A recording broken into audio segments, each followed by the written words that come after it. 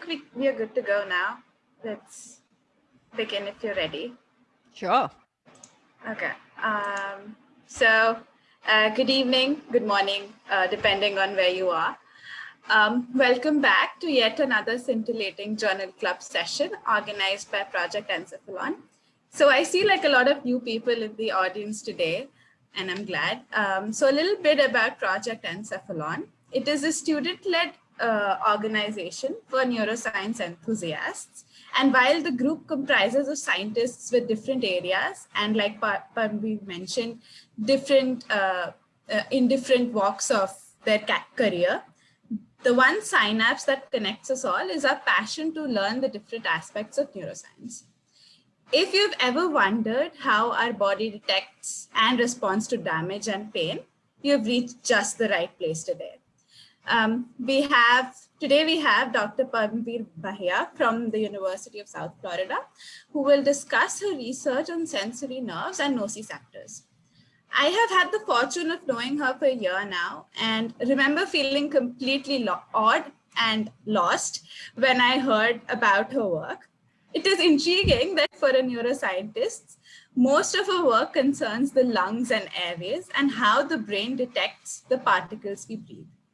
In addition to being a neuroscientist, she is also a scientific communicator and organizes a yearly festival called Taste of Science and runs a nonprofit organization, Scientists Inc.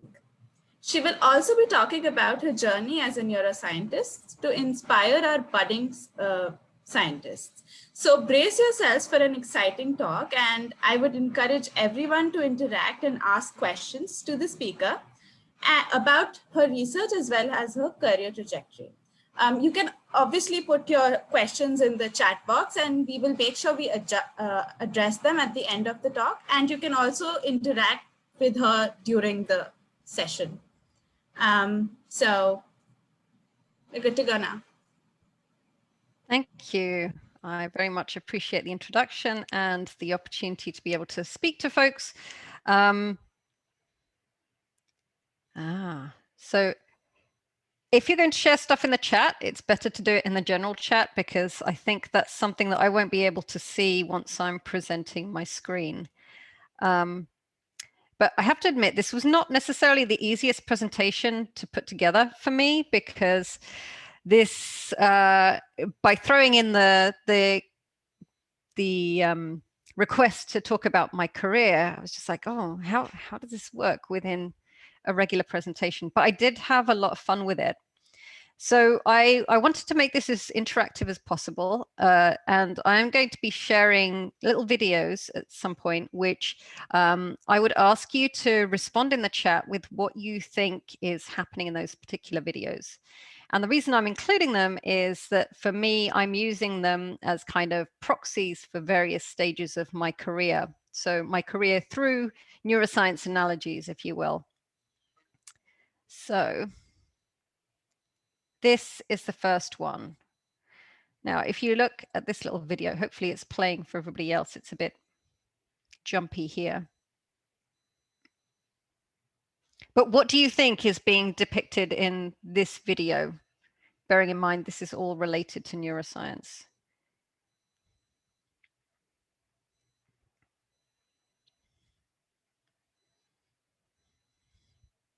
Anybody in the chat?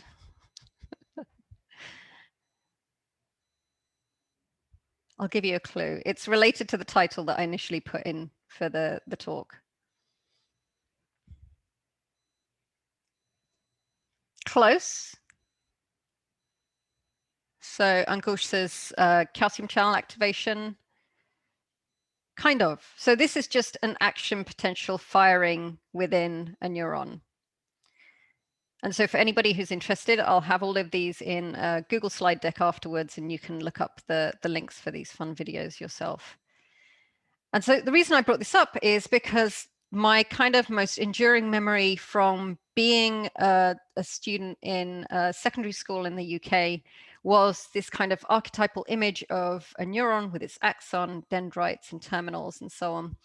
And the idea that these things communicate via an electrical means. So everything that we're doing, forming memories, me speaking right now, this is all as a result of electricity firing within our bodies. And that for me was the kind of the enduring message that stuck with me throughout kind of my scientific studies. But I have to say, while I knew that I wanted to do science, I wasn't entirely sure what I wanted to do specifically. And so moving on to the next slide, I have another little video for you here. And I'm wondering if anybody can guess what's happening to this strange ball of cells. I'm not sure that these are playing very well. I don't know if I need to. This might not be quite the fun experience that I was hoping for. But can anybody guess what's, yes, development of the embryo, which in the case, yes. And so in the xenopus, what happens is gastrulation and neurulation is happening at the same time. So yes, what you're seeing here is the development of the neural tube.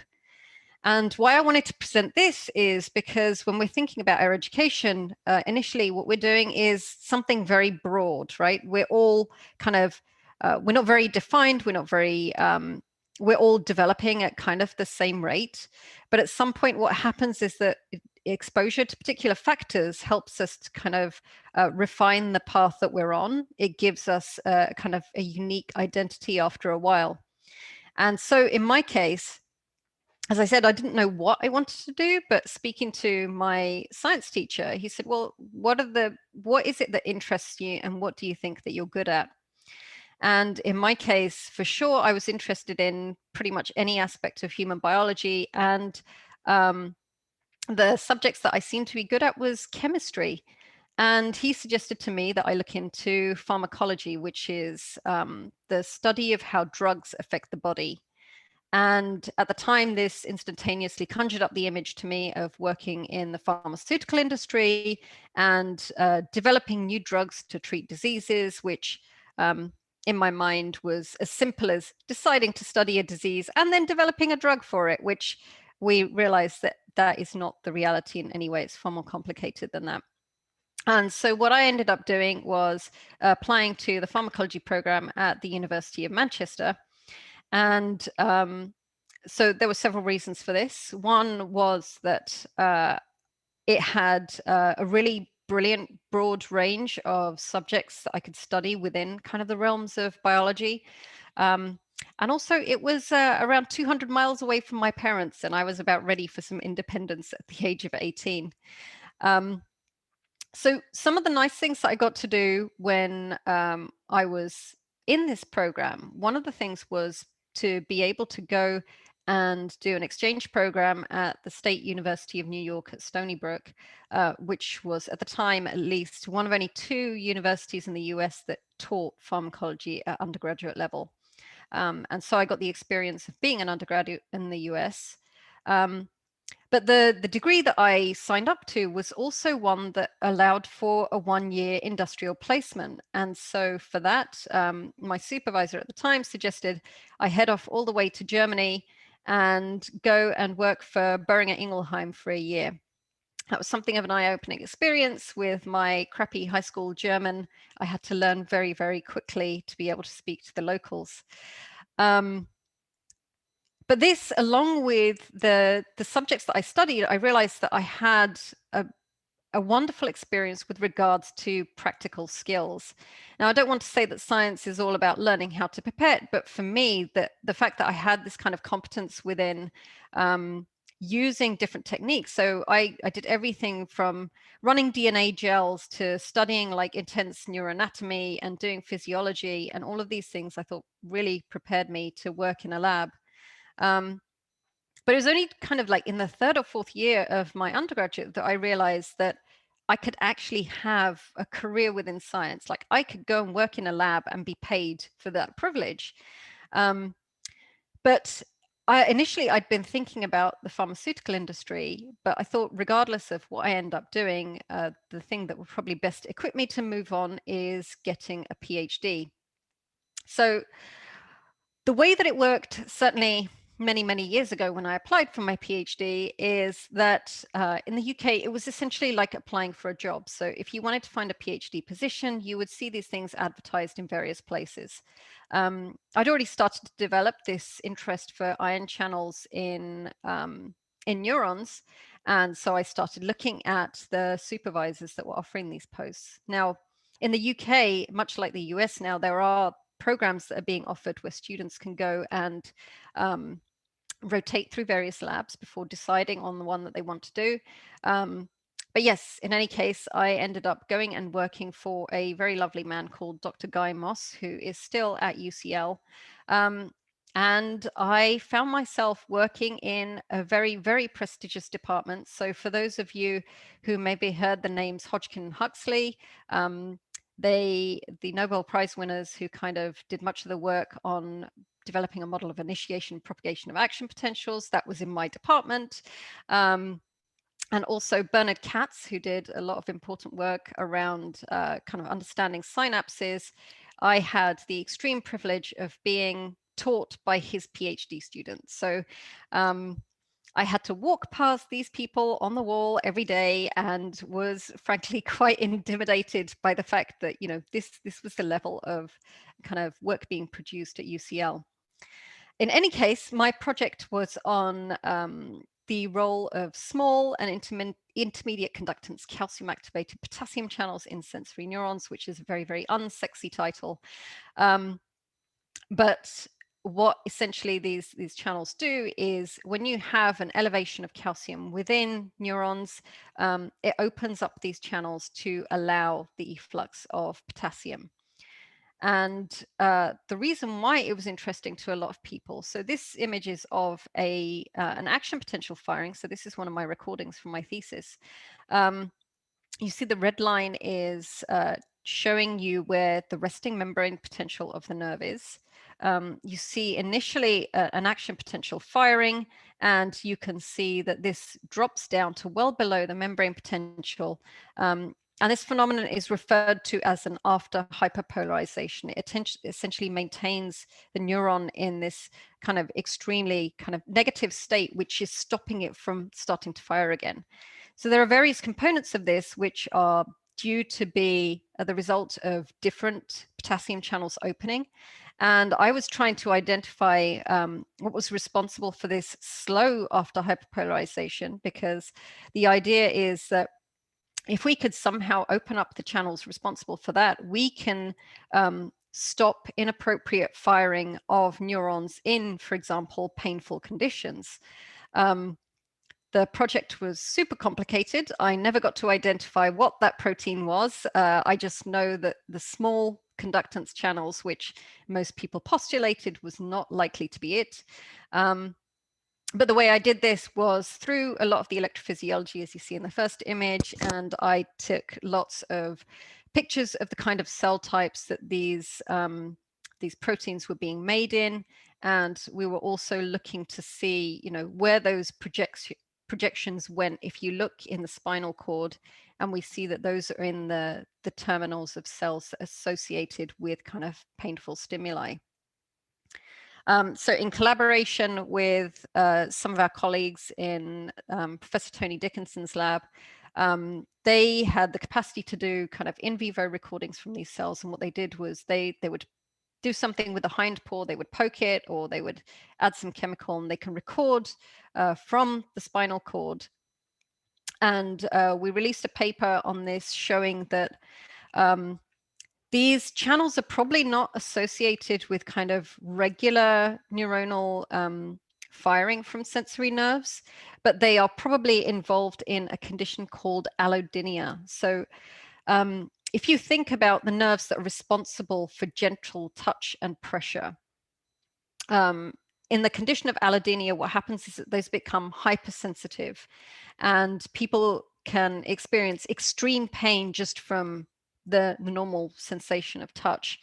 And what we found is that potentially opening those channels might help prevent the discomfort that people feel. So another thing I wanted to point out from doing my PhD was that it was partly funded by what was then known as Glaxo Wellcome. And so this meant that I got to use all of their very expensive tools and expensive reagents, which weren't available to me in academia. But another thing that happened during the middle of my PhD was that they merged with another company called SmithKline Beecham to become what's now known as GlaxoSmithKline. The upshot of this was that the project that I was being funded for was part of a portfolio that belonged to one and wasn't very exciting to the other, and so essentially got scrapped. So my supervisors who were working on these small conductance potassium channels in neurons were suddenly working on chloride channels in cystic fibrosis. And despite originally thinking that this might be something that I want to do, is go and work in the pharmaceutical industry, that kind of jarring experience meant for me that I really didn't appreciate this idea of, being very passionate about something and then that kind of being swept away because it's no longer kind of appealing to the company in question, meant that I decided that I would stay within academia. And so I signed up for my first postdoc at King's College in London. And as well as graduating from my PhD, I graduated to working on the brain itself. And so my project there was largely looking at the role of these kinds of phytochemicals, which are often touted in the news as this is the component of green tea or chocolate or red wine that is going to cure absolutely everything. Now that obviously is not a realistic proposition, but we were interested in the potential role for these antioxidants to work at a molecular level within cells of the nervous system.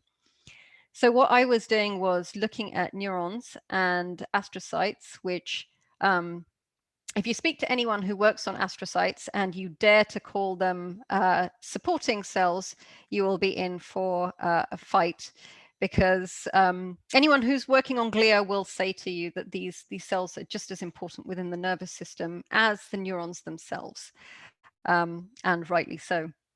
And so what this project essentially found was that if you put things like epicatechin onto astrocytes, it can increase gene regulation of protective proteins, which can then increase production of things like glutathione, which can be released to protect neurons from oxidative damage.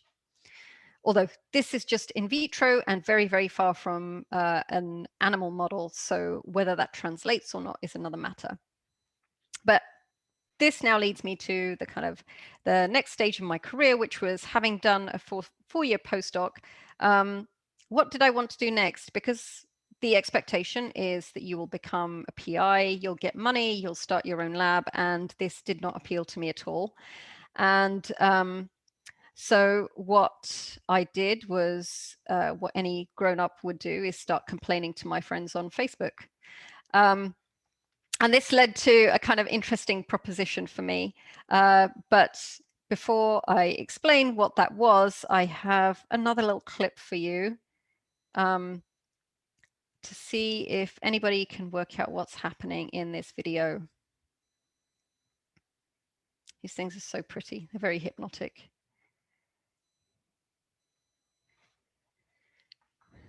Anybody? It can be very vague.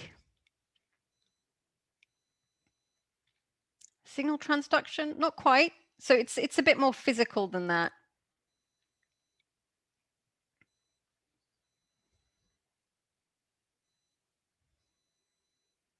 Okay, I should just give you the answer.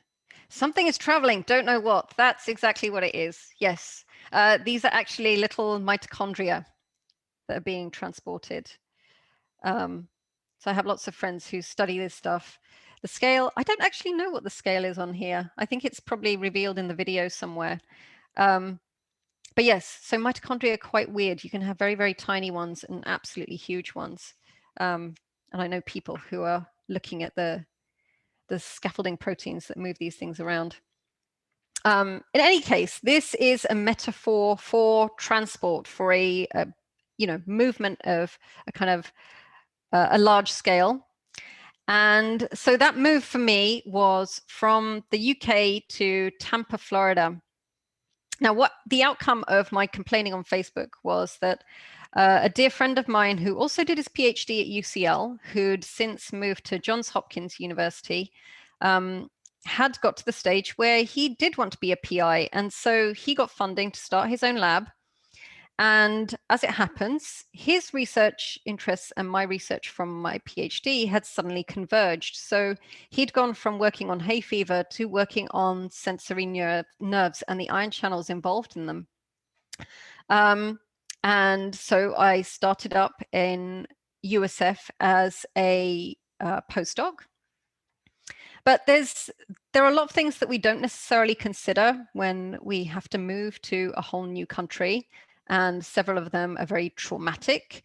So going and getting a visa, sitting in that office in whichever embassy, panicking that you filled in something wrong on that form and they're not going to let you have the visa. You know, these processes are long, protracted, boring, expensive, and quite often very frustrating. And so it took some time before my visa came through before I could move to the US. Culture shock is another good one. So despite both the UK and the US being English-speaking languages, there are significant differences in culture. And some of the more frustrating ones for me was this idea that US cities apparently don't generally believe in having good public transport. And this was something that still upsets me 11 years later. And finally, things like homesickness. So I have obviously lived abroad multiple times, but both mine and my husband's family both live in Europe.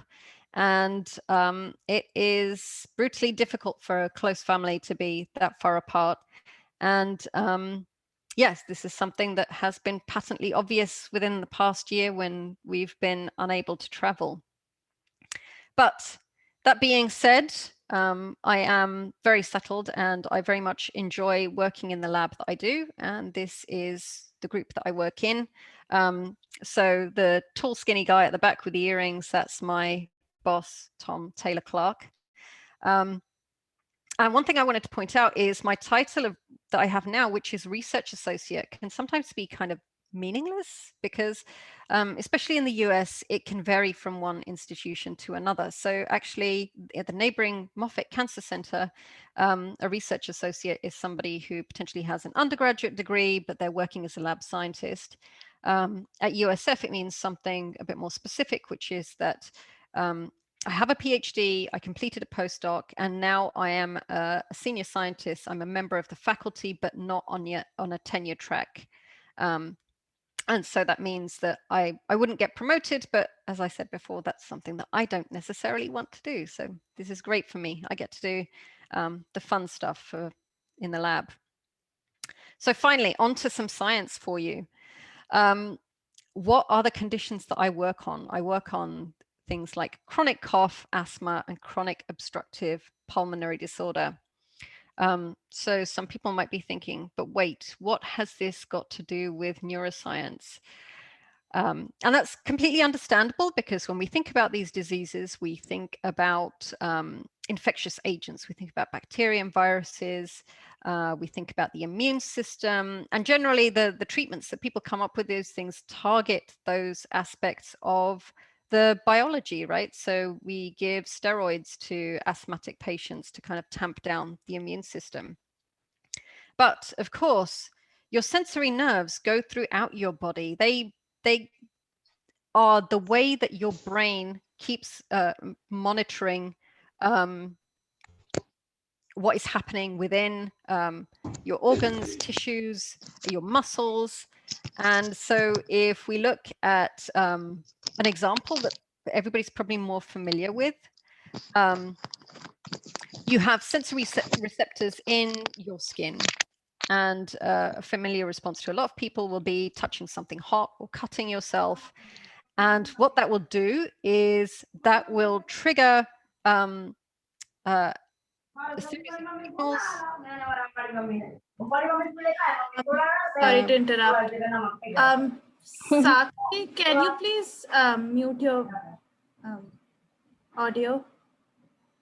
Thank you.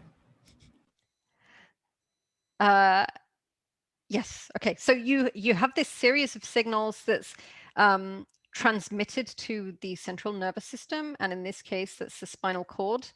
And you then have what we call an afferent response. So you have another set of nerves that then go back and signal down to the muscles in question here. And what they do is they cause a withdrawal from this kind of damaging stimulus. And so if you look at the lungs and the airways, you have an equivalent system there. So most of these nerves belong to what we refer to as the vagus nerve. It's a cranial nerve.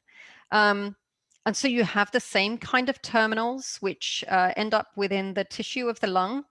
You have cell bodies within a ganglion, except this time it's the vagal ganglion. And these finally signal up to the brainstem, where you can have kind of appropriate responses according to what that stimulus was. And so these sensory nerves can generally kind of break down into two types. And when we think of nociception, we usually associate that with pain. So in the case of the lungs, these are not pain receptors. So we should separate the notion of kind of nociception from pain, because obviously one of the responses to triggering nociceptors is the central kind of sensation of pain. But from the lungs, you have a bunch of other responses, which include things like secreting mucus from the cells within the lungs. You have bronchoconstriction. So these are all important protective mechanisms. So as I say, you can break these up into essentially two types of neurons firing. This is an example of a recording that my colleague Steve often does. And so what he'll do is he will stick an electrode into the ganglion here. But he has this whole setup. So he'll have the ganglion, the nerve, and the lung isolated in a little bath. So yes, he's recording from here, but the stimulus he's giving is all down here. So he'll do things like he'll physically poke it with different types of fiber. And what those generally do is they trigger a non-nociceptive response. So non-nociceptors are the ones that will just detect regular kind of expansion and contraction of the lungs. So they're just monitoring that essentially you're breathing. But then you can also, for example, if he puts down some noxious chemical in the lungs, you find the nociceptive responses. So these tend to be much slower. And obviously the type of stimulus is different. So they won't respond to something gentle. It needs to be something that's quite dramatic. And so as a way of explaining what a nociceptor does is to look at the Latin roots, which means to do harm and to inflict damage. So what these nerves are doing is they're sensing that so that they can protect you and your body. But how exactly do they do this? So the nerves themselves need to have sensors in them so that you can detect what's happening in your environment. And so now we go back to our ion channels, which are those sensory switches. The ones that most people will probably, of the kinds that we study in our lab, maybe people are familiar with the term trip channel. So TRPV1 is also known as the capsaicin receptor. And so people might be familiar with the notion of hot and spicy things triggering a painful response, or if you like spicy food, it's probably something that's quite enjoyable. But there is a related nerve ion channel, which is called TRPA1. So this has the nickname of the wasabi receptor. And what that does is it responds to very kind of pungent chemicals, amongst other things. So things like cinnamon, mustard, all of these kinds of things will trigger this channel firing. And so you have, the name comes from this acronym here. So what they do is they act as sensors to transduce signals from the local environment within the lungs, and those can be transmitted via sensory nerves. And activation of these nerves causes things like cough, shortness of breath, and bronchoconstriction. So what do these channels look like? So a gene that is expressed for TRPA1 will produce this single protein, which has this very, very long kind of protein motif at the bottom, which is a series of anchorin repeats. So this is just a particular kind of series of amino acids within a protein that can be identified as this motif. You also have the 6 membrane spanning domains. You have this important pore forming loop, and you find that 4 of these proteins will come together in order to form this ion, this accessible pore for ions once the channel's open. So it's a non-specific channel. It allows in calcium and sodium.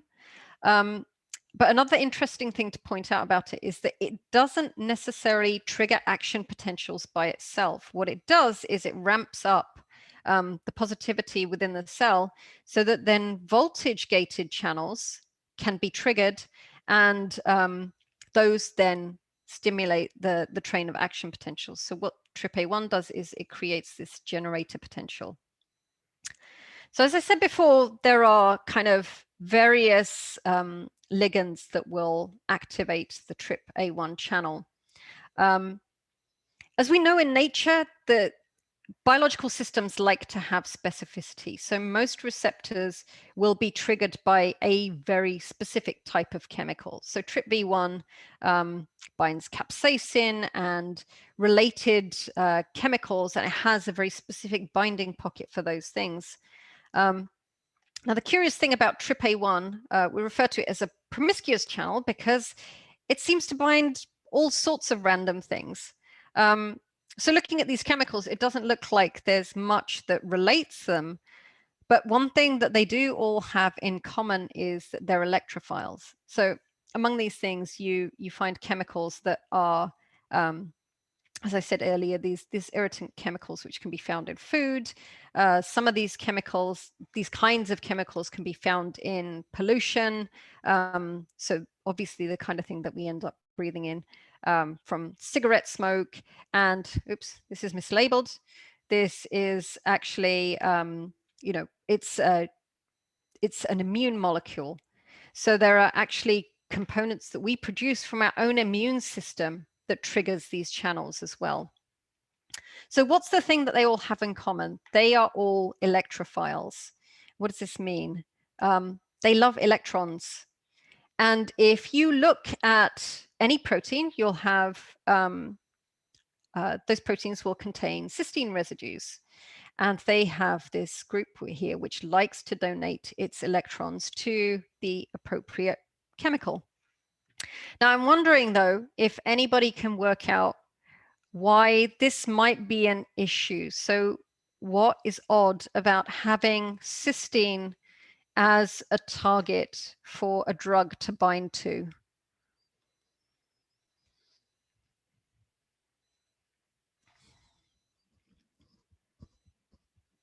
Any ideas?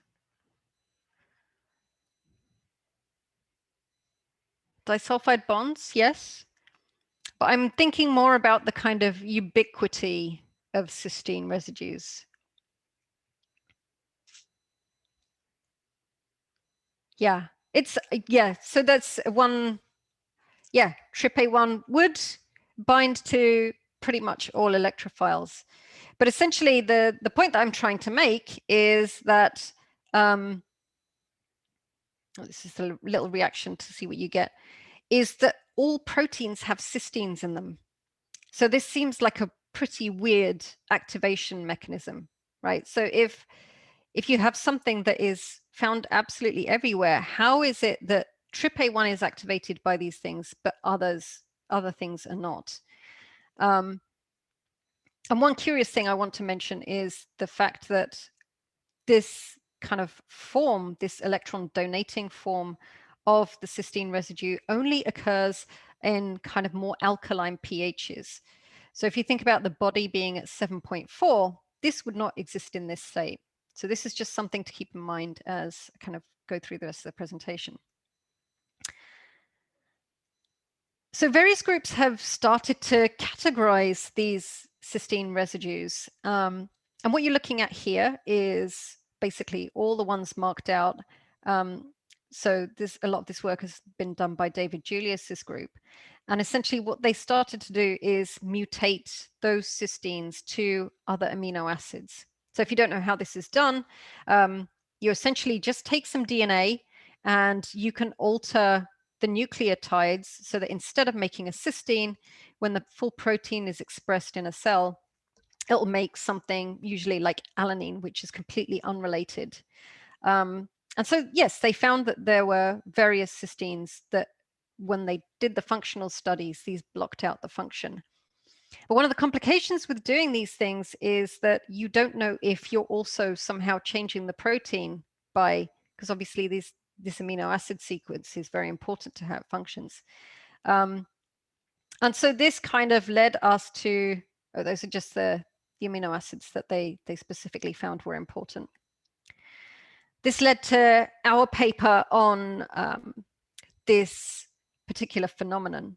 And I'm going to hopefully talk you through what it was that we did. So as I mentioned, this reaction happens with all cysteines, but there's something clearly special about TRPA1, which means that it happens in a different way. So if you take something like glutathione, which is a tripeptide, but it has a cysteine residue in the middle, and use that as a proxy for a regular cysteine, you find that sticking on a electrophile like cinnamaldehyde will very slowly react with it over time. So essentially, these are just put in a test tube, measured in a spectrophotometer, and you see eventually that the cysteine is being used up. Now, this takes tens of minutes to happen, and this is a very well documented kind of adduction reaction. Stick that onto some cells that are expressing TRPA1 though, and you see how quickly you reach an almost maximal response. So this is calcium influx in response to channel opening when you put the same amount of cinnamaldehyde onto the cells. So what is it that is driving this kind of rapid response? We wanted to look at this in two different ways. So we wanted to study both the binding and the activation of these ion channels. And what we did was we used a fluorescently labeled version of iodoacetamide. So it has this big green fluorescent tag on it, which if you shine the right wavelength of light will come up as green fluorescence. And what we did was we took HEC293 cells which do not natively express TRPA1. So we're trying to kind of maintain the specificity of this reaction to just the channel we're interested in. And what we do is we suspend these cells in PBS.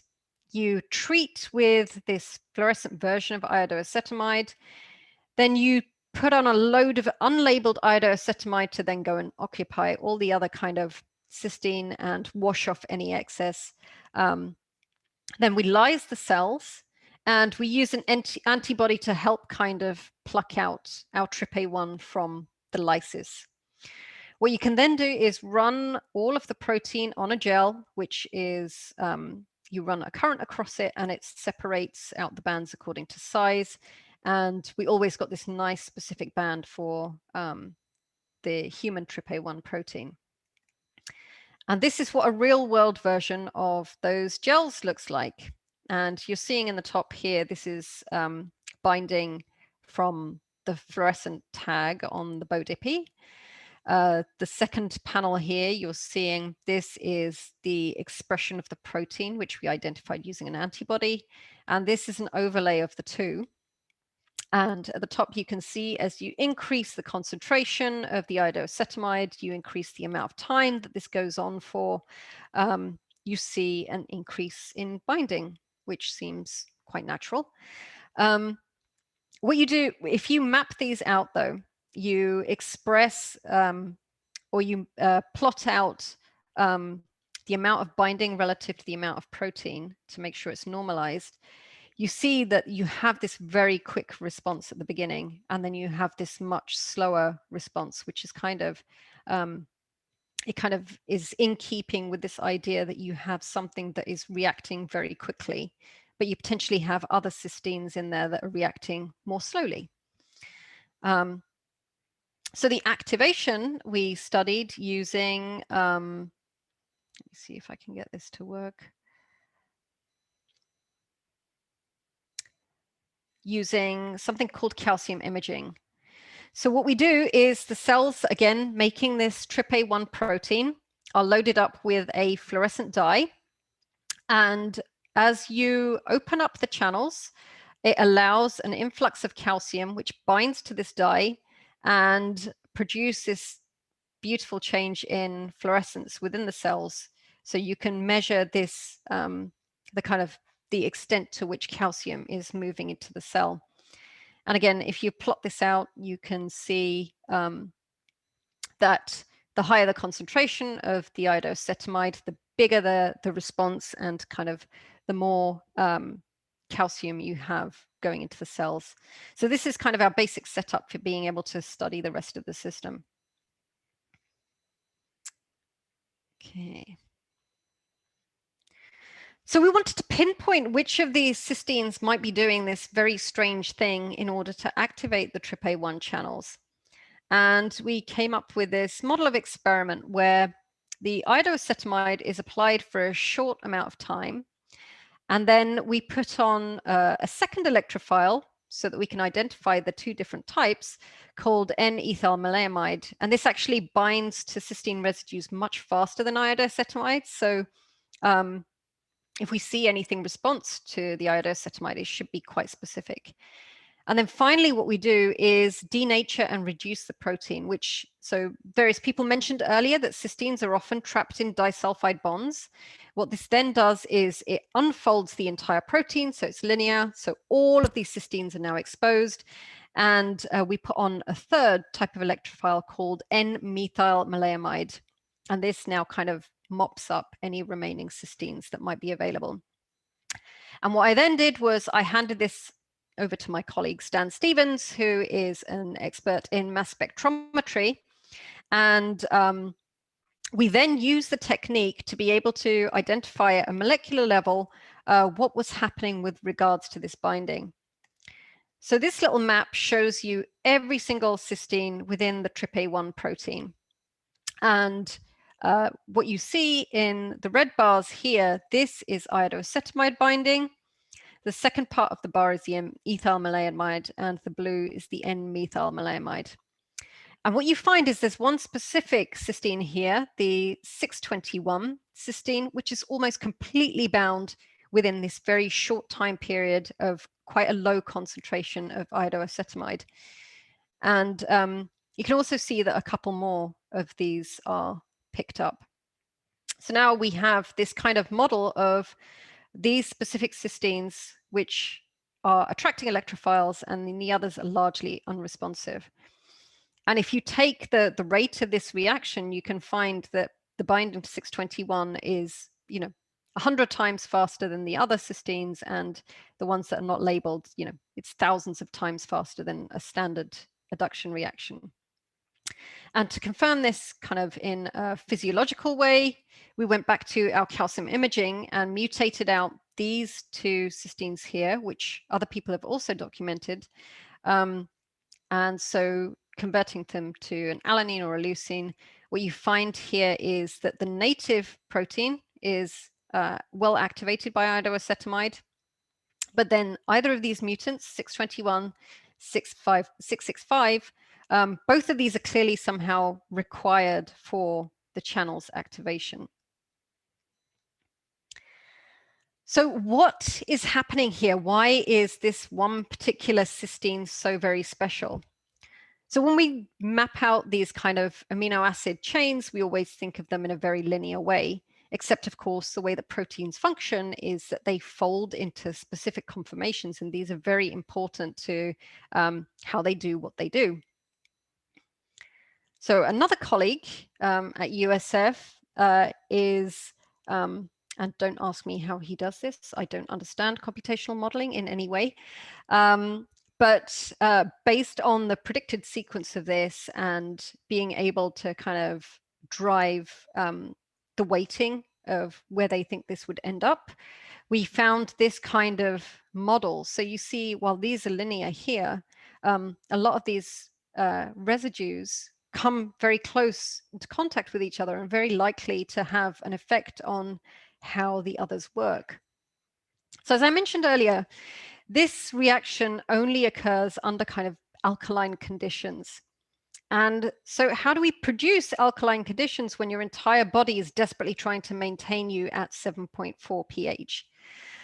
Well, some of these neighboring amino acids, so in this case, lysine, has this kind of way of pulling on the electrons of cysteines that are close by. So some of these sequences drive the shape and the reactivity of the local amino acids. Another interesting one that we didn't study further for this particular paper is proline. So this sequence, what it does is it results in a particular kink. So it's the fact that this proline is here that allows the protein to fold in this way that the cysteine and the lysine are so close together. And in order to test this idea, we produced yet another mutant. So this time we took out this lysine and we changed it to an alanine. And again, what you find is that if you look at the wild type, you have a nice response to iodoacetamide. But if you look at our 621 mutant or this lysine mutant, you completely knock out its ability to respond to electrophiles. So one of the things I should have pointed out earlier is that we also have a compound called thymol, which you see the application of here. And the reason why we use thymol is because it's not an electrophile. It uses a completely different part of the protein, and it's a more standard kind of ligand binding reaction. We don't know where that happens, but this is another way of testing the channel is still functional, but this response is specifically related to electrophiles binding. Okay. So what does it all mean at the end of this? So Ranjini asked me yesterday, she said, so you work on sensory neurons in lungs, right? But this paper, it didn't seem related to that. Hopefully now this does kind of reveal what it's doing in those cells. And I think it's a kind of important reflection of how basic science is just that. I mean, we hone in on one very specific thing that we're looking at, but it does have larger ramifications for, especially within diseases and so on. So what does it all mean? Sensors like TRPA1, they function as early warning systems in our body. So the idea that they are, what they do is they detect potentially injurious events before serious damage can occur. And so now you can see how these electrophiles binding very quickly to this one cysteine to activate the channel before you have huge amounts of these kinds of chemicals doing severe damage within your lungs, that protective mechanism is very important. And we're kind of explaining how that mechanism happens. And maybe this will lead to new therapeutic interventions. Maybe it won't. That's the kind of the charm or the misery of basic science. But what this might have done is provided a better understanding of the molecular mechanisms that could suggest new therapeutic interventions. So people are still interested in TRPA1 as a target within these kinds of diseases. So I have yet another little video for you, if I can get this. All right. So one more, apoptosis. Somebody said apoptosis immediately. Excellent. Yes. So this is a metaphor for my project coming to an end. This is the one thing that I've spent the majority of my time at USF working on. And yes, it does make me a little bit sad, but there are various reasons for it coming to an end. So first of all, our funding has run out for these kinds of projects, and the way that we've been studying this is not sexy enough science anymore, I guess, and so it's difficult to get funding to continue those kinds of things. But what people are doing now is lots of very cool X-ray crystallography stuff instead, and those guys are the ones getting the money, and I have no experience in doing those things. So what we're doing, in the same way that you have programmed cell death, you know, it's a very defined process. We are now wrapping up with final experiments. We are writing up those papers, and this will all essentially be put to bed. Now, this is great, except for the fact that this is not something that I expected to be doing when I first joined the lab. So I am not a fan of doing in vivo experiments myself. And this is essentially the way the lab is heading now. So for the last few years, the majority of our funding has been coming from an NIH project to study just the vagus nerve, because the vagus nerve is this weird branchy thing that likes to reach out into all of your organs. So it goes to the lungs, it goes to the heart, it goes to your digestive system, and it has very important roles in all of those things. In fact, one of the curious things that we're studying in our lab is how breathing in triggers the vagus nerve and has secondary effects on your heart, which is super weird, but has very important ramifications for heart disease. And that's something that one of my colleagues, Shane, is working on. But yes, so despite knowing that the vagus nerve is involved in these kinds of responses, we don't know much about the fibers that are involved. So I have a very simple line here which depicts a single sensory receptor, but obviously there are many, many of these things packed together, and each of them have different identities. So they'll have different ion channels, they'll have different other signaling mechanisms within the cells. And as a result of those identities, they serve different functions within the nervous system. So what we're trying to do is understand what those roles are. And we're trying to do this by mapping out these fibers and where they go. So this is a super difficult thing to do because these are tiny. So how do you map something that is like a micron or so wide, and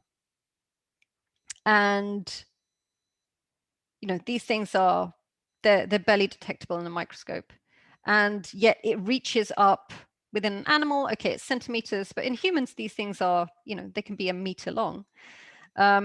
How do you trace where this thing goes from here all the way through the cell bodies and up to where they make contact in the brainstem? This is the kind of thing that we're trying to answer now. And if you look at some of the incredible work my colleague Solhee Kim has been doing in our lab, these are the kind of beautiful images that are coming out of it. So this is the stuff I'm looking forward to, is having like these awesome pictures. The working with the animals, not so much. So what you're looking at here is, this is a very complicated panel. I appreciate that. But what she did was she injected a virus with a red fluorescent protein tag on it into the lungs. And so this is taken up by these nerve terminals. And as I showed you before, like with the mitochondria being transported through the axon, these proteins are also transported back to the cell body and all the way along. And so what you're looking at here is in the first stage, you can see these cells are lighting up because they have taken up the virus from these sensory nerve terminals. And so now we can see, okay, well, if we inject these in the lungs, these are the nerves here that light up. So we've identified something all the way from the terminal up to the cell body. And then if you go even further still, these are sections of the brainstem. And so different parts of the brainstem are then responsible for different kind of protective responses. So there are bits that are related to vomiting, for example. There are bits that are related to our rate of breathing and various other things that happen in the periphery. And what you can see here in the final panel that I really like is how close contact you can see them making with the cells within the spinal cord. So going back to this, what I mentioned earlier about being a research associate, there are huge joys in not having to worry about applying for other people's funding, but a bit like being in the pharmaceutical industry, what it means is that I essentially have to do what my boss tells me. So I know these experiments are going to be difficult. They're going to be very labor intensive. And, you know, there is the prospect that an experiment that's a month long will suddenly die because the mouse dies. But such is life. And I guess I just have to soldier on. But as I say, at least the research for me, like I love what we're doing within the lab in terms of trying to understand these systems. So one final video before I wrap up. So this one might be the most kind of obscure of all of them. And actually it's not doing very much. So you can just look at the image instead. This is not a process. I'm just trying to show you what this little system looks like. So can anybody guess what the cell types you're looking at are here?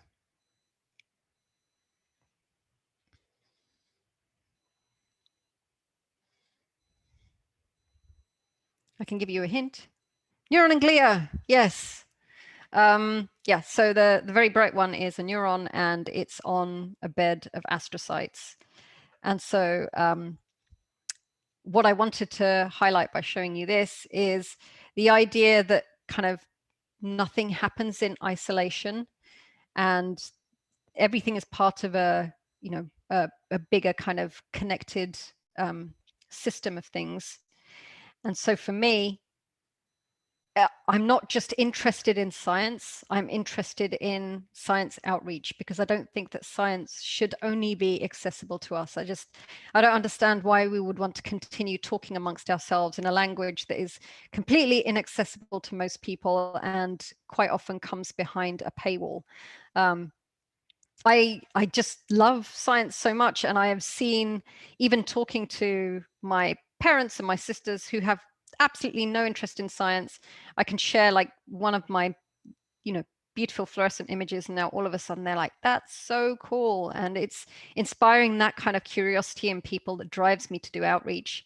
And I am in the very privileged position that my PI is also supportive of me doing this kind of work. So I get to do this as well as doing my science.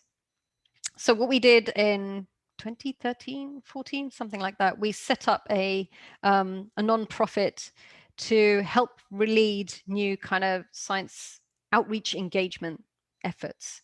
So there are lots of cool things that already exist, like science cafes and so on, but we are pretty sure that there are other ways that you can connect people with science that appeal to kind of their individuals' sensibilities.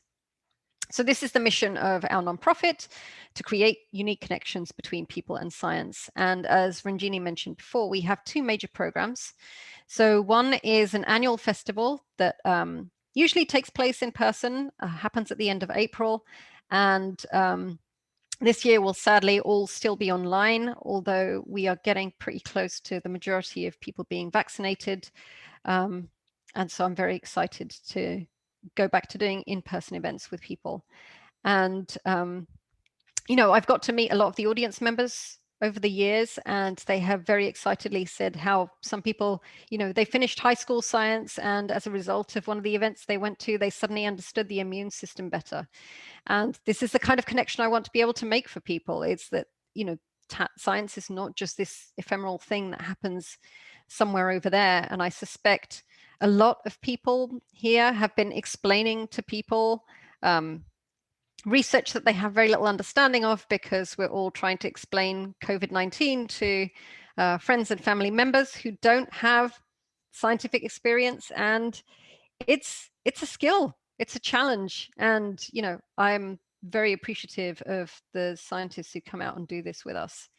The other project that we have is called the Two Scientists podcast, and this is just an absolute joy for me to talk to people from all different backgrounds. We've spoken to, neuroscientists, we've spoken to astroscientists, we've spoken to computer scientists, engineers, and all of them they have very cool stories to tell. They have wonderful experiences, and I've never met one where I didn't think I didn't want to know more about their research as a result of this. So as well as the initiatives that I run, I'm also a member of kind of several committees. So I serve on the Science Communication Outreach Committee for the American Society for Biochemistry and Molecular Biology. We run courses to teach people science communication skills, and we also help them set up their own outreach initiatives. And over the years, I've given kind of various talks and things myself. Largely, I don't consider myself a science communicator necessarily. I consider myself an enabler for other people, to give them hopefully the tools and skills to do these things themselves. But so that's a lot about me, and hopefully you found some of it interesting. But what should you think? What do you consider about proceeding within a career in neuroscience? Is it something that interests you? Is it something that you think would be fun to do as just kind of a sideline thing? But whatever you're thinking, if you're early career, actually, maybe if you're not early career, maybe if you're late career, you want to change. There's a wonderful book that was written by a neuroscientist called Ashley Javanet, and she is now a teaching professor. So she is not doing research anymore. But that's essentially what this book is trying to say, is that it's okay not to just want to do the science. There are many different pathways you can take. And while I haven't read this book, I've read her other works, and she is an excellent essayist and communicator herself. So it's well worth getting a copy if you're interested.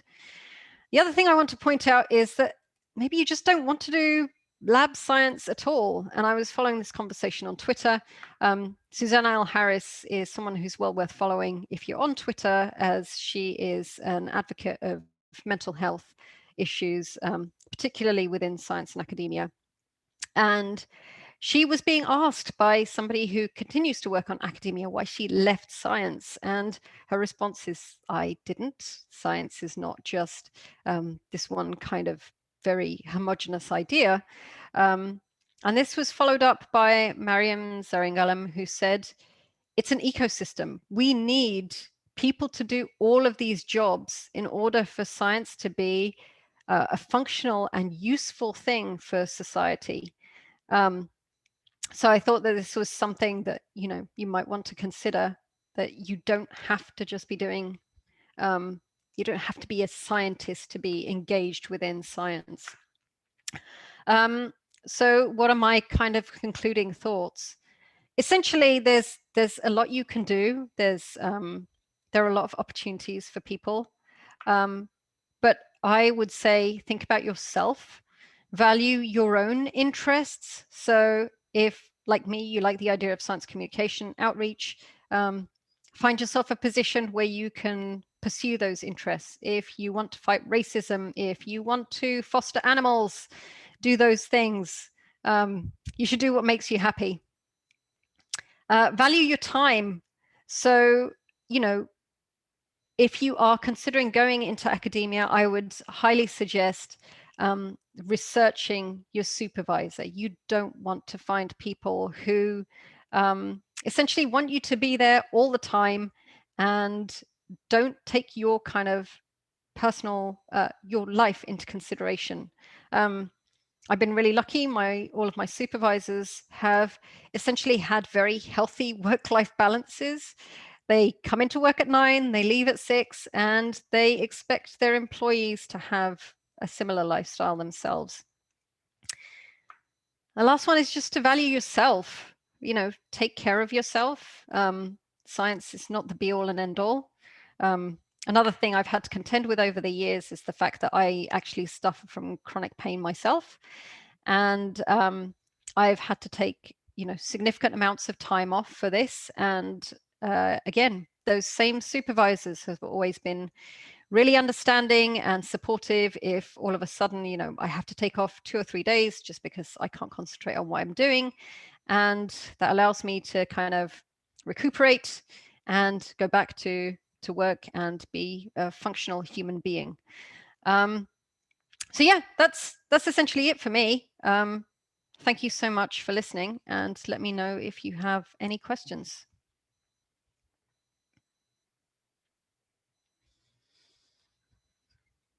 Everybody can switch on their mics and come back on the video now if you want. Okay, so I love the talk, and I wanted to ask, what do you think about how inflammation has a role to play in nociception? Yeah, so actually, if you're looking at the sensory nerves, you're right, that inflammation is, we think about it being, well, the cells that are produced as a response, being damaging to the lungs themselves. But obviously, these nerve fibers are also there. And so the products of inflammation, several of them are also activators of TRPA1, for example. So when we're looking at these disorders and we're giving the drugs to kind of treat those things, we're also affecting the sensory nervous system. What's interesting, though, is if you speak to immunologists who work in the field, a lot of them have a tendency to just still think it's all about the immune system, despite the fact that there's, a good 20, 25 years worth of research showing the involvement of nerves. And in the case of asthma, for example, you can, I think you can, there are people who've had vagotomies, so they cut the vagus nerve, and you find that these people don't have asthma anymore. I mean, that's not a good treatment because, as I mentioned earlier, the vagus nerve is super important for other things. And it now means that you're not able to regulate your heart rate, for example. Like these things are really important. But that's, yeah, so there is a role for the immune system in sensory nerve activation. So then, in such a case, so sometimes some depression patients are treated with vagus nerve stimulation to treat those patients, right? And what it essentially does is reduces the activity of the vagus nerve. And could that potentially be a treatment for diseases like asthma? It could well be. So this is not something that we're doing, but as I mentioned, the funding mechanism that we're being paid by at the moment is it's called the SPARC, SPARC. And so there are lots of labs that are working on, as you say, these kinds of ways of electrically stimulating the vagus nerve. So I'm not sure of much of the research around that. But yeah, you're right. People are clearly looking into these things.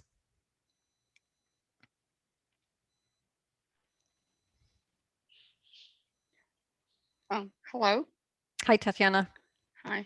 I have a question about the asthma, and if it's well documented that glucocorticoids actually can trigger it, and is there a connection also that involves neurons and or is it just a pure hormonal effect? Is there any feedback loop in there? Is there any activation? Because a lot of people do have anxiety triggered asthma. Yeah, I have no idea. I don't know. That's not something I necessarily looked into. But yeah, that would be really interesting to do so. Thank you. So another question: Did you identify specific brain regions that are implicated in this asthma or something through So those not viral spikes? necessarily in the disease. What we're trying to do right now is just trying to identify which nerves are involved and which regions of the brain they're going to. So, I mean, we already know if you look at the brainstem, if you take a slice of the brainstem, there are kind of very well mapped out regions that we know are associated with certain physiological functions. So I don't know if asthma is specifically associated with those things. We just know that these nerves connect with those brainstem regions.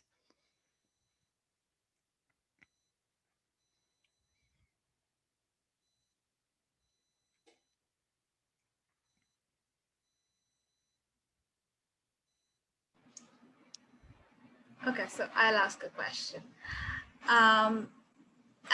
So thinking about the application of this basic research to something more relevant to us, especially in COVID times. Yeah, so like in terms of, potential therapeutic, the possibility of having a therapeutic intervention or not having one, do you see like a direct application of this research to COVID? Because, the lungs, and we know that there's a direct association between, like there are reports of the virus also affecting the nervous system and stuff. So what's your take on that? So I don't know if this basic research is necessarily directly related to anything to do with COVID. I did also see those initial papers on the virus being taken up by nerves, which I thought was really interesting.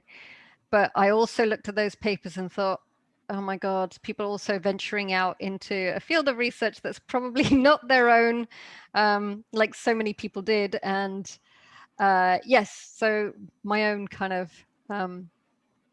within the past year, like we were trying to wrangle so much of our own work that I didn't really read up on it any further. But what I did see from a couple of papers is potentially, I think it was making its way up to the kind of the central terminals. And so there could be important effects from the nervous system with regards to breathing as well, rather than just like the damage within the pulmonary tissue. All right, thank you. Just an observation, it probably does damage the olfaction too a lot, because I still don't have my sense of smell back. Oh no! How long has it been gone? It happened to me back in November. I still like don't have all of it. Just when the smells are too vigorous or something, I can get some of it. Yeah. Yeah, obviously the olfactory nerves, like they're very similar cranial nerves, so they're going to have similar effects. You're right, it might be paralleled within the lungs. Oh, Arash. So how to visualize protein aggregates in the brain, visualizing Lewy body and other than antibody staining. I don't know. This was stuff that my colleagues did. So there were other members of groups that were nearby who were studying dementia and Alzheimer's. But so this was a strange thing about my project, was that yes, it had direct relation to neurodegenerative diseases, but we were looking at it as a more kind of prophylactic thing. So yeah, I was looking at protective things that you could do in advance of the damage.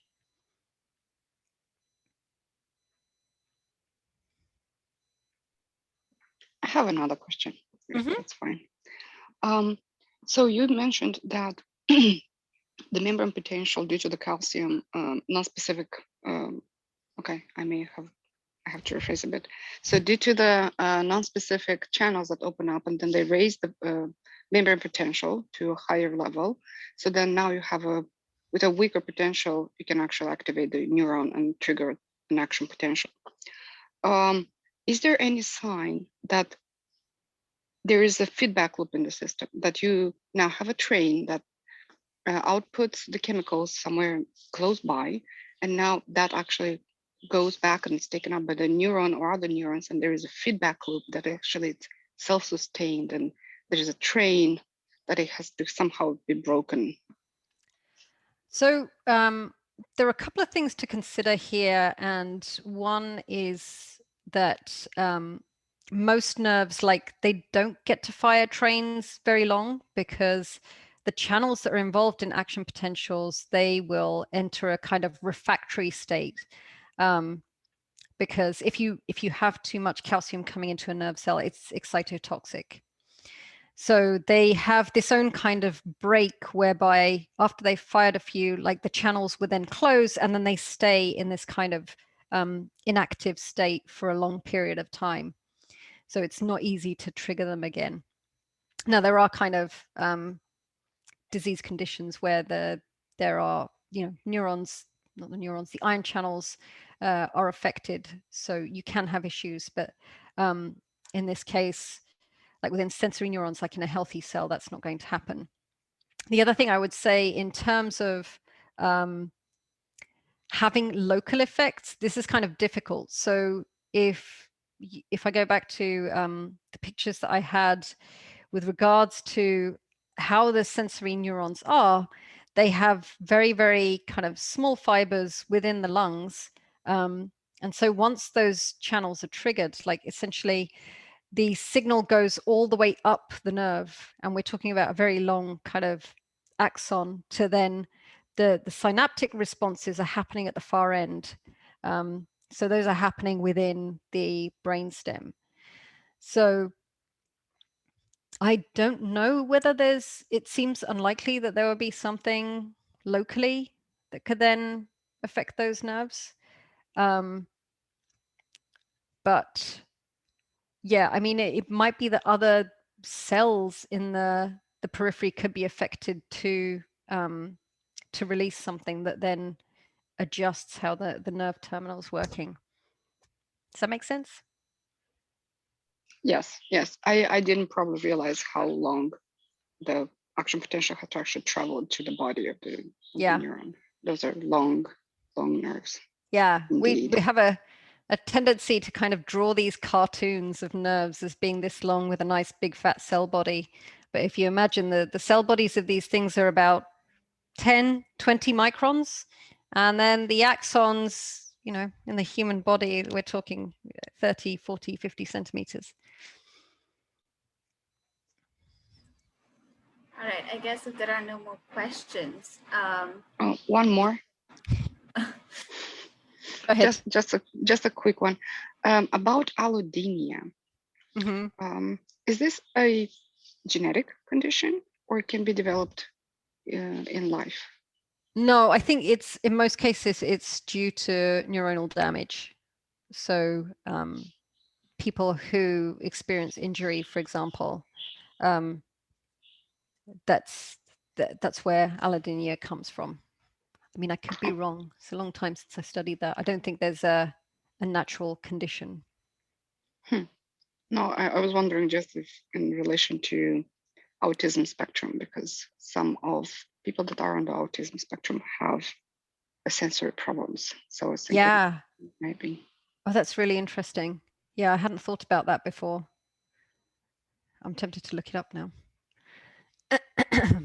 Me too.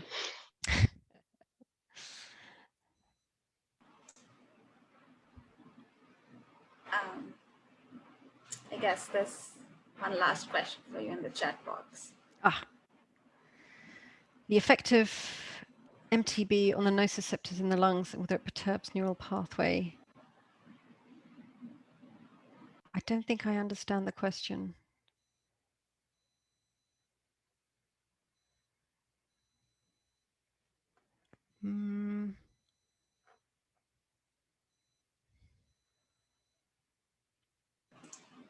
Okay, I think Arsh, maybe you can write to Parmvir. Can you put up your contact details on the chat box?